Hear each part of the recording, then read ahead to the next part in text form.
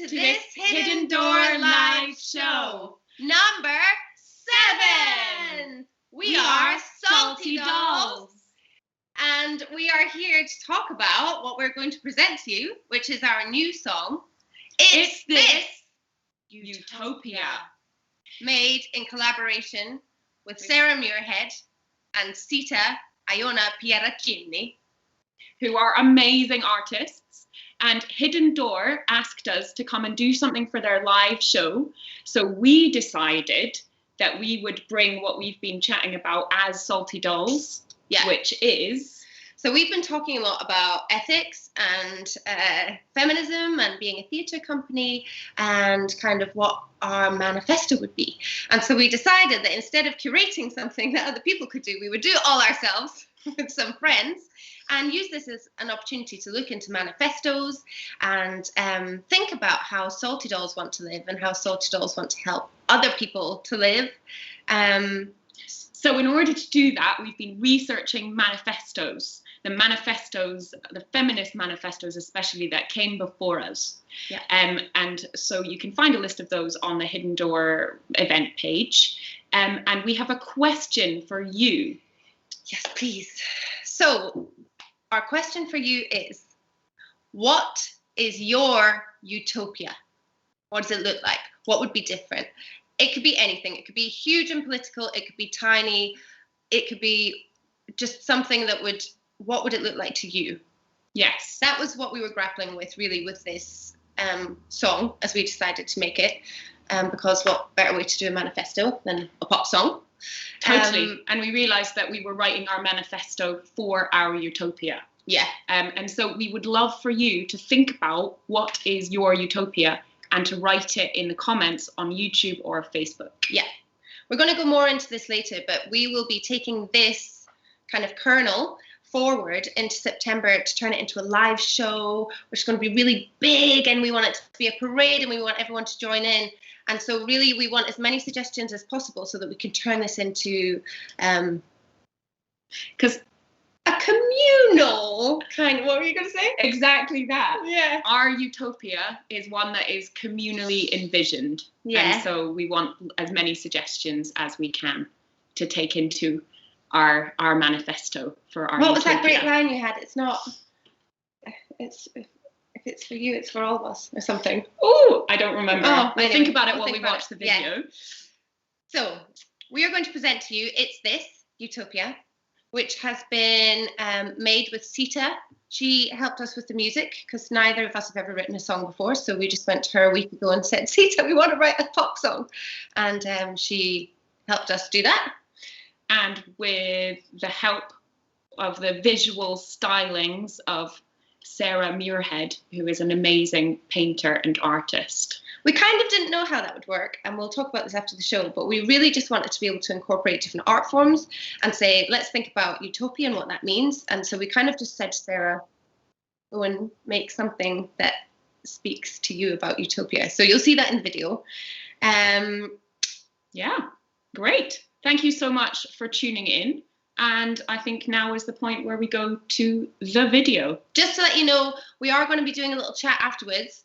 Just quite a quick 10-15 minute chat just about any submissions that come in about Utopia, and just a little hi to the collaborators and a little chat about that. And Hidden Door have got a special announcement which is going to be coming out tomorrow. So we're going to chat just a tiny bit about that as well. Okay, so without further ado, we're so excited to show you It's This Utopia.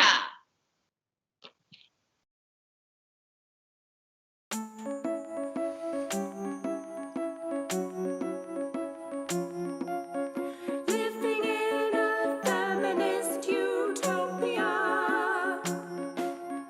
Everything is lovely and fine.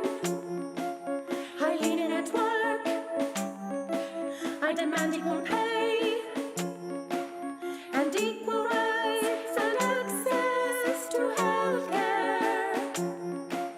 And trans women too have access to lose. Ta-da!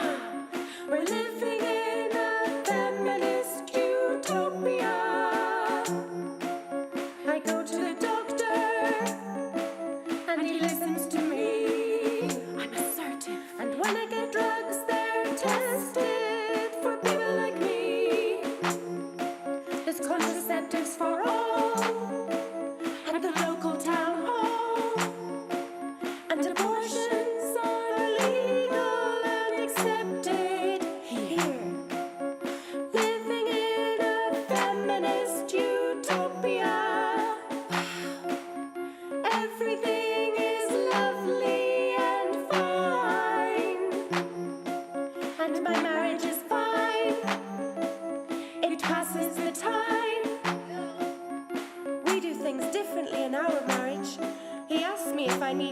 around the house all the time. He tells me all about his feelings in the morning, afternoons, and evenings. He's a feminist man. He's a feminist man. He's a feminist man. We have sex on Wednesdays, but only if we want to. He looks for my G-spot and he uses glue. And sometimes on special occasions, I pet him, I pet him, I pet him. I express my ideals by choosing high heels and organic deodorant and body hair. My choices are feminist, no matter what they are. 'Cause I'm a feminist, I'm a feminist, I'm a feminist. I define myself as a feminist, so everything I do is feminist. My lipstick is feminist, my husband is feminist, my mortgage is feminist, my children are feminist, my Chanel suit is feminist, my femininity is feminist, my masculinity is feminist.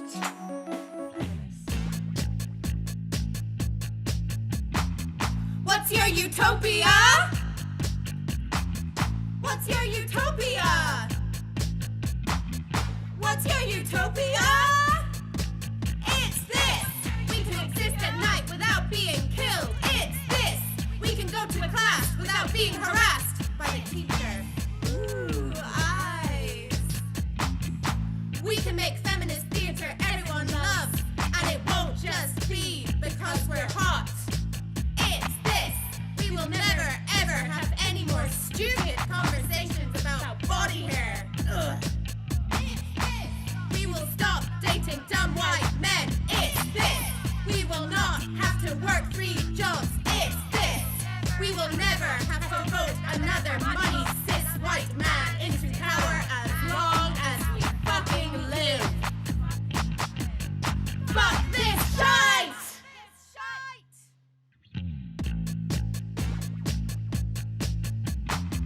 Today we say, enough is enough, it's this! Current misguided feminism is a fight to allow women to participate equally in the oppression of the powerless and the poor. Today we say, enough is enough, it's this! What's your utopia? It's this. What's your utopia? It's this. What's your utopia? It's this. What's your utopia? It's this. We are not willing to be included if inclusion means being included in a system that is unjust, violent, and unequal. It's this.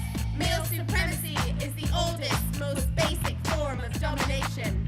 All forms of exploitation and oppression, racism, capitalism, imperialism are extensions of this rubbish. Attempts have been made to shift the burden of blah blah blah from blah blah blah blah blah. Today we say, enough is enough. It's this. What's your utopia?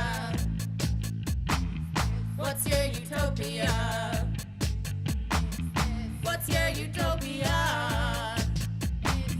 What's your utopia? In the mystical belief that by touching gold he'll turn to gold, the male craves the continuous companionship of women. The time for individual skirmishes has passed. This time we are going all the way. We call on all our sisters to unite with us in struggle. Women will form new ways of living, new communities that do away with marriage, women as property, and male supremacy.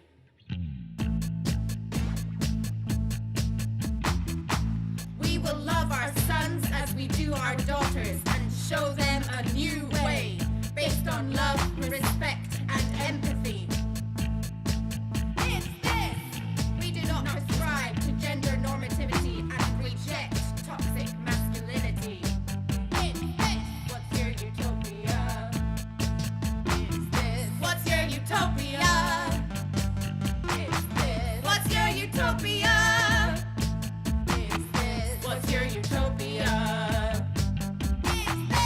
Women's submission is not the result of brainwashing, stupidity, or mental illness, but of continual daily pressure from patriarchy. We do not need to change ourselves, but to change patriarchy. We ask our brothers, as well as our sisters, to fucking smash the system! It's this!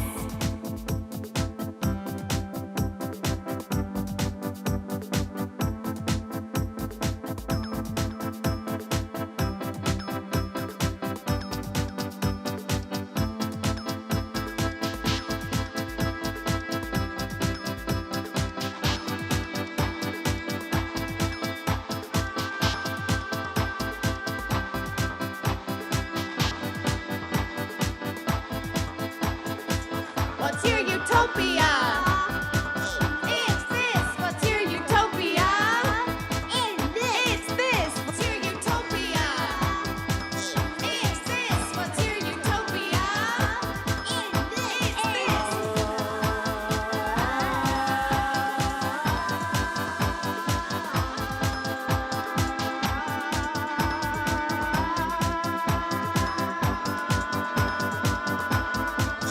It's this. What's your utopia?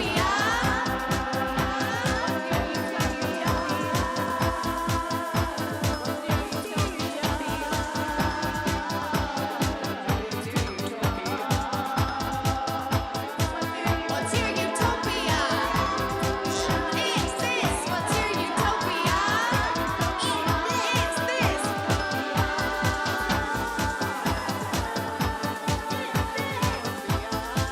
It's this. What's your utopia?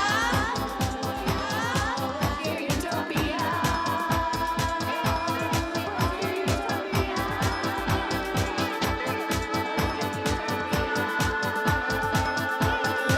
What's your utopia? It's this. What's your utopia? It's this. What's your utopia? It's this. What's your utopia? It's this. What's your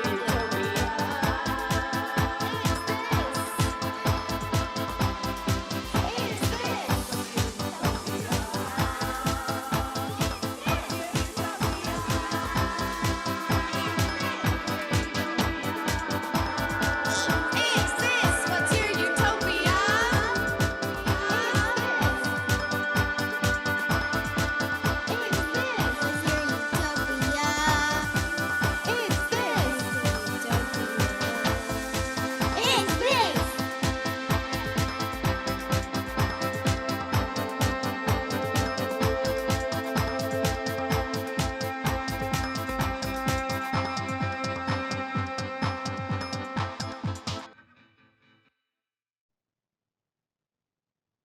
Welcome back, everybody. Hi, Thank you for watching. and welcome to our collaborators, Sarah Muirhead, who's with us here, and Sita Pieraccini Hi. from further afield. Yeah. So, thank you so much, both of you, for being involved in the project. We did this all with not a lot of notice. So we did go to Sita about a week ago and ask her to make a pop song. And then just after that, we went to Sarah and said, do you want to paint Utopia for us in a week? I don't know what we'll do with it. easy. So I guess, first of all, what made you want to do it? What interests you about Utopia? Any thoughts? I wanted to do it because I wanted to work with both of you. And also, we've worked together in the past, but in a completely different way, because it's been my idea and you've posed for me for paintings. Yeah. And I've been part of an audience for you. And I like the idea of suddenly being on a different side, but also working in a completely different medium, because usually I get to hide and make whatever I make and then present it and kind of run away. Yeah. but actually being able to do something that is time sensitive and it matters that you have something, a moving image is a different thing for me. And I haven't worked on that sort of timescale in a really long time. So all of those things meant that it was a challenge and an interesting project and a opportunity to work in a field that I have no experience in whatsoever, which probably shows. But Not at all. but more than that, I think I really like the concept and the idea and the kind of intangibility of it, but also the fact that it feels very important and something that needs to be talked about, even though it's kind of ethereal and very difficult to quantify. And those are all the things that are kind of, that I guess that's what the two mediums have in common. So yeah. Did you do all of that in one day? Yeah. Wow. A one day painting, which is weird for me because usually it's a 4 or 5 week painting. Yeah. But it was fun and it's good. It was probably quite healthy for me. So thank you for the therapy. No, pleasure. Yeah. Do you want to talk a little bit about what the image is? Yeah, so the thing was, like, actually being able to quantify utopia feels really difficult to come up with something that's tangible and visual. So I guess I was thinking about it in a kind of religious context, and I was thinking about people who've painted heavens and how difficult that is, and how actually you end up, I wanted to paint an icon, so something that you can kind of pass wishes to or pray to for whatever you hope utopia might be. So it's a kind of mishmash of images that came to mind. So there's a collection of lots of photographs of icons and statues and masks and heads that I've found in museums. So that one's Aztec goddess. The flowers on the side are poisonous, and I've forgotten their name, but it will come back to me. And I quite like that, the idea of something that's beautiful but poisonous. Yeah. The pomegranate is for mums because that's traditionally been a kind of artistic symbol of fertility. And the ox again is quite a religious symbol for abundance and success and prosperity and all of those things. And I kind of like the idea of putting it in the crotch of a headless lady. So especially with the horns. That's excellent. Exactly. Yeah. So that was kind of the thinking, and I just wanted to kind of construct it in a way that meant that it was a kind of totem that maybe you could light a candle under or make offerings to or pray to in some way for your like hopes of what a utopia might look like. That's a really beautiful thing to have imagined, not just the utopia, but actually just a way of praying for the utopia and a place to look towards the utopia. It's really nice. I think there's something about just having a kind of talisman or like a place to kind of direct your hopes, and I think we kind of do it in lots of different ways. But I kind of like that that's just a tradition in art, but also doing it in a kind of like very fast, almost kind of slapdashy way felt. But that's so interesting because I think we had a lot of those conversations about, you know, what is the merit to us making this piece of work, and is this self-indulgent, and how is it useful? And it was like, you have to look towards something. You have to have something that you're moving towards. So that's interesting that was. And there was also a whole part of the video that we never made, which might come into the the show at the end, which had to do with ritual and and kind of religious ceremony and praying and kind of pagan rituals and stuff like that. I won't say anything more about that, but potentially, because you're going to be collaborating with us into the future, so potentially those two things can weave together. I love that. Yes. And Sita. Yes. Thank you for making our musical dreams come true. No worries. That was so interesting to hear about your inspiration as well, though, Sarah, just to say, because we haven't spoken, so I've never met. Is it Sarah or Sarah? Sorry. Yeah. It's really nice to meet you finally. Yeah, you too. And yeah, of course, like I was the same, wanted to just work with yous to on this project. So, and it's very fast turnaround, but you're right, it's just sort of the ideas that were there, the inspiration was so clear, like not necessarily it was more the energy of it. Do you know what I mean? It was just like you were there, you had something to say, and it was just such a joy to be able to facilitate you on that like musical journey that was quite short, but hopefully will go on in the future. But yeah, you do need to do something, and I really felt that urge. That was why I wanted to do it. It was like, yeah, definitely, just come, like, let's make this happen. So yeah, it's great to be involved. I love the way that you left, because obviously we were a bit out of tune in parts and a bit out of time, and like that was left in, and that feels like part of the vibe of the piece. It's like, definitely, I don't yeah, want to say protest song, but you know, almost like trying to replicate that live feeling. Like, we don't want it to be perfect, we want it to feel energized. Yeah, definitely. I think it's like, and I really enjoyed that you embraced that. Yeah, definitely. It's make music, like pick up an instrument, do things. Like, it's not as daunting as it can be daunting, but when you get up and start to do it, especially if you've got something to say, or if you feel like you've got things bubbling up, it's or get friends and be like, can we try and do this thing, you know? And that's what that was. So it was very identifiable. I was like, yes, this must happen. It will happen. That's how we felt about getting into our underwear and smashing stuff, wasn't it? This must happen.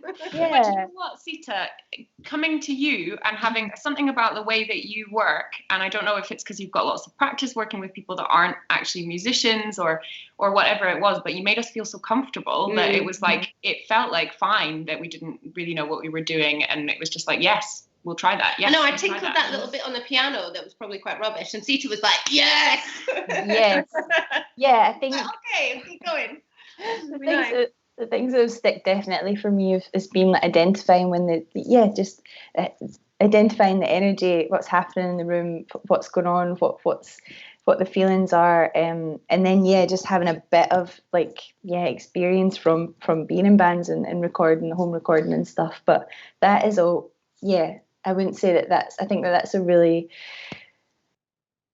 not old fashioned, but definitely when I was starting out doing music stuff, you know, that was always seen as like, oh, that's really difficult and mysterious, how do you do these things? And it's obviously not, but it's like it's very it's great to be able to just pick up and sketch. But I'm really glad you felt so comfortable. I had such a fun time. Like, literally the first day was like completely wine induced to get everything done.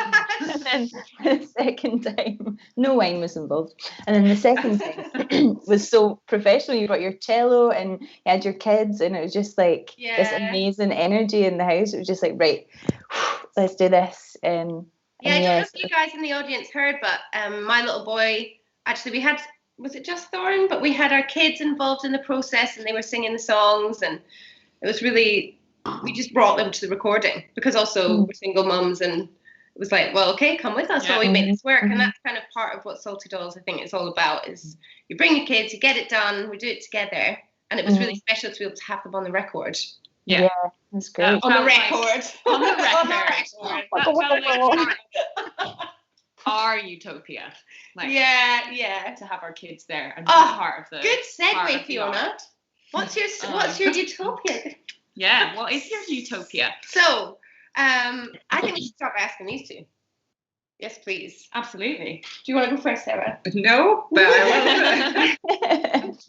I find this, I think a lot of people have found this really difficult, because it's a kind of, I find the entire concept a kind of strange mix of like the absence of these things and the presence of lots of ideals, rather than kind of something solid. So I think it's a bit like when people talk about heaven being like the absence of like pain and suffering. And I suppose feminist utopia would be the absence of all the kind of visible and invisible things that mean that equality just isn't quite attainable. And that there's a need for frustration and fight and rebellion and action. And I suppose the utopia is just that there isn't a need for any of those things. But coming up with a manifesto is a really interesting idea, because it's almost like challenging that and saying, okay, well, rather than that wishy-washy ideal, like, what does need to happen? And that's very hard. Yeah. But because the list is long and affects everyone, and I find it quite difficult to. Yeah, I find it very difficult to quantify, but I think the sorts of things that came to mind had a lot to do with suffering that's very specific to gender and invisible labour, and I guess awareness on all sides of all of those things, and a willingness to kind of rebalance the scales rather than complete blindness to those things. I guess that's the other thing, is that visibility, I think, is key in Utopia in order to correct all of these things. That's my starting point. Well done. That was so good. Yeah. What about you, Sita? Yeah, so I thought similar. I was like, in that sort of place of opposites, right? Because you think of what is the utopia of this, and or the opposite of what's happening now, obviously. But obviously, not everything you want that to be the case for. But so I'm going to not say anything that I was thinking about, because you asked us this, or you asked me yesterday, and I've had lots of different things going around my head, and I was just like, I think it depends how you're feeling or something. I don't know. So there are so many things and how they all crop up. But I just want to hark back to what Sarah was saying about her totem and a goddess, and something about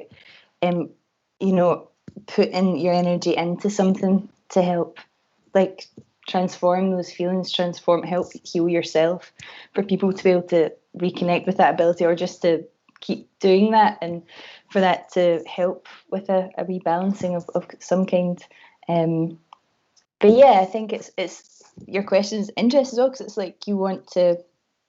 There is a need for a reimagination of the future and of what's happening now. So I think that's really fun and playful to do as well. I mean, my juicy one would be like for everyone just to feel really happy in themselves and like feel really lovey, and like for like drugs to be legal, and for to have like all these really silly things, and for there to be like no wars and peace and stuff. But so apart from that. Well, that can fit in quite well with ours. We talked for a little while about like kind of forming women-led communities outside of cities that are less reliant on capitalism, where men can absolutely live and reside but not own property, where children are brought up communally, where, I mean, just dreaming like, what about how do you actually change this system? Because here we are.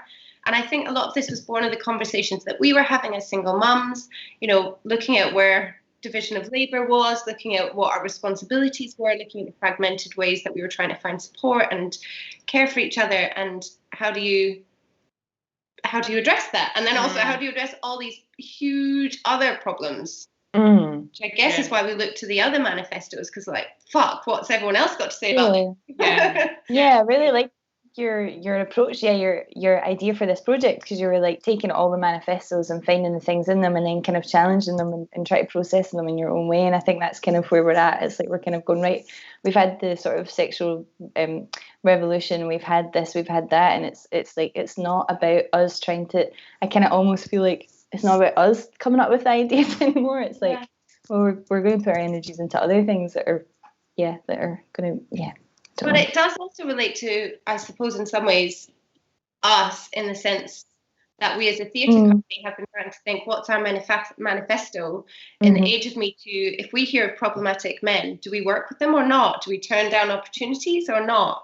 Do we always try and prioritise women or people of colour or marginalised groups? How do we move forward in the most welcoming, not welcoming, but like helpful way? Yeah, in a way that is working towards what they're actively considering utopia. And I don't like, we are just figuring that out. And in a way, this show at the point that it's at now is that it's like we've got, okay, so here's a problem, and here we are wanting to smash it, and here are some ideas that some other people had, and now what are ours? And I suppose that's what we are going to be working on over the next few months before we actually do it as a live performance in September. I feel like there are some common themes, though. One is that we have to change the way that we are with men, and teach love and empathy, and teach new ways of being, as we said. you know, and teach our sons differently. And then there's also this idea of community and people coming together and support systems and undermining maybe some of the current traditional systems of value and finding new ones to get. I mean, I feel like I'm not qualified to have this conversation, but this is what I'm thinking. But that's it. People who are not qualified need to have conversations too. We don't have to be qualified to have conversations. I mean, we're just doing our best and we're trying. And exactly. One of the places that I've been looking, and I want to put it out somewhere on social media, is not just the manifestos, but also the imagined futures, feminist utopias, speculative fiction, sci-fi. So somebody mentioned in the comments, Ian M. Banks, that one. But also there's a person called Starhawk who has a book called The Fifth Sacred Thing, and basically I've been and obviously there's Octavia Butler as well, who's a speculative fiction writer of color, and there's amazing stories out there. So I want to put it out. Maybe it'll be on the Hidden Door thing, or maybe it'll be on Salty Dolls, or maybe it'll just be on mine. But there's lots of people who've imagined these futures, and I think Starhawks is pretty good. Chatting with my flatmate, and that's one of the best ones we found of an actual utopia. Maybe it's like rethinking how to think about a utopia as well. Other suggestions we had were, we had some really good ones. Somebody said, if you're pre or postnatal, you should go and live in the forest with witches. Strong. Somebody said compulsory servitude as penance for fuckboy behaviour. 1 day per bullshit text, then an ascending scale of dirty jobs depending on the scale of distress caused. These are all past fuckboy crimes because it's impossible for that behaviour to continue under new dating regulations. Yes. I'd like to live in a society in which birth, care needs and death are at the centre of our communities and held collectively, rather than isolated away in dysfunctional institutions that not only depend on exploitative labour, but also fundamentally destabilise the way we see the world and each other and how we relate to each other. We'll post these somewhere. I posted them on my stories, but maybe we'll do that again after the show in case you want to look at them. Some of them are worth a good reread. I want to raise children in a community of men and women where kids from an early age can see people of all genders working together equally to share childcare and have both men and women to look up to as caring, strong, emotionally well-rounded individuals. Utopian thinking. I love that. You should have your I should have put your singing question on a little trigger button, so it could just be like, what's your utopia?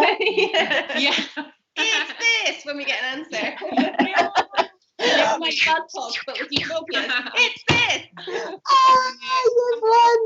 Wrote in and suggested Ursula Le Guin. And this story which is about an alien species who's kind of humanoid, and I'm not sure if this is exactly correct, but they're basically genderless apart from one season and then, or like 1 month in the year, and then they all form genders, and then that's when like the mating happens, and then they go back to being genderless.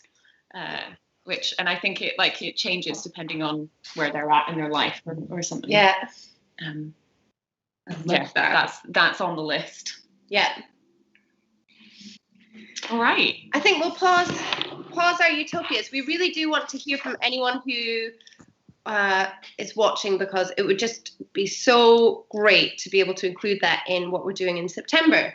So September, we are looking to turn this little kernel into a big parade where we can get as many people joining in as possible. We want to be loud. We want to finish with a rave. We want trumpets and woodwind and tambourines, and we just want to make it like a really celebratory demand for change, really.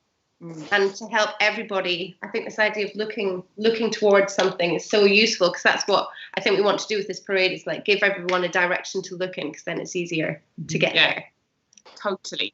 So we are, and that's going to be at Hidden Door, which will be in September, and look out for the announcement tomorrow if we hadn't said that already. But you can let us know your utopia by using the hashtag #SaltyDolls, hashtag what's your utopia. What's your utopia? Or comment under this video or comment on the Facebook as well. Or send us a direct message if You you can have reach our us on all the socials. usual socials at saltydollstheatre@gmail.com, saltydolls on Insta, and saltydolls Theatre on on Facebook. Facebook as well. All right. So yeah, if you haven't given us a follow, give us a follow, give us a like, all that Yeah. stuff. And we want to hear what you think, what you've got to say, what your utopia is. And we want to see you in September for a big party. I don't know if we can swear. A big party. I think we can swear. A big fucking party. So I think the last thing to do is say thank you to Thank everybody. you so much. Thanks to the Hidden Door team. Yeah. Thanks to our Do we have collaborators. credits that are going to run, or do we credit them now? Credits okay, so are the going to credits run. will run. So we just want to say thank you to. Credits are running. Yes, we can hear you. Yes, credits will run. Thank you to everybody for watching. I mean, this is the closest we've come to a live show in the year and a half of lockdown. So it's really Yeah. nice for us. You're out there. Congratulations. Huge thank you to Yeah. Sita and Sarah for coming on board, Thank you. forming our own little utopia for a We're bit really excited to be taking this show further with both with of them. them. I mean, Yeah. both of them are staying on board for the next iteration. So that's also exciting because we like them a lot. And thank you to Hidden Door and all the team, and Vass for making the film for us. Thank you so much. Thanks, Bass. Because we couldn't do that. It was so Ace great. job. Yeah.